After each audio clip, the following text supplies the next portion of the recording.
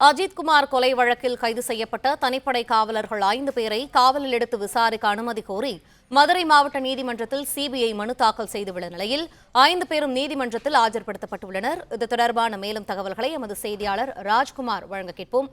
ராஜ்குமார், தற்போது இது தொடர்பான விரிவான தகவல்கள் என்ன?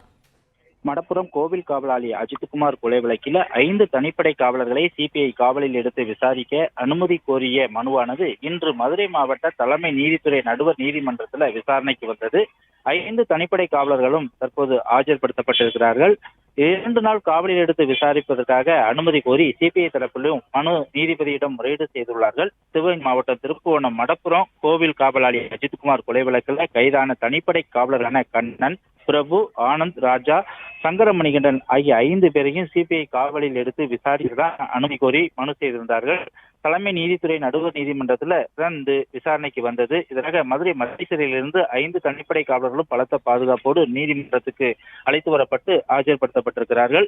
ஜூன் 28ஆம் தேதி நகை காணாமல் போனது தொடர்பான வழக்கில் விசாரணை நடத்தும் போது தனிப்படை காவலர்கள் தாக்குதலுக்கு உள்ளாகி கொலை செய்யப்பட்ட மடப்புரம் பத்திரகாளியம்மன் கோவில் காவலாளி அஜித்குமார் கொலை வழக்கு தொடர்பாக சிபிஐ அதிகாரிகள் 22வது நாளாக விசாரணை நடத்தி வருகிறார்கள். இந்த நிலையில்தான் சிபிஐ காவலில் எடுத்து விசாரிப்பதற்காக அவர்கள் மனு செய்த நிலையில் 5 பேரும் மதுரை மாவட்ட நீதிமன்றத்தில் தற்போது அவர்கள் ஆஜர்படுத்தப்பட்டிருக்கிறார்கள்.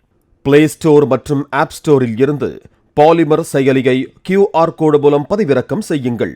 செய்திகளை உடனுக்குடன் பெறுங்கள்.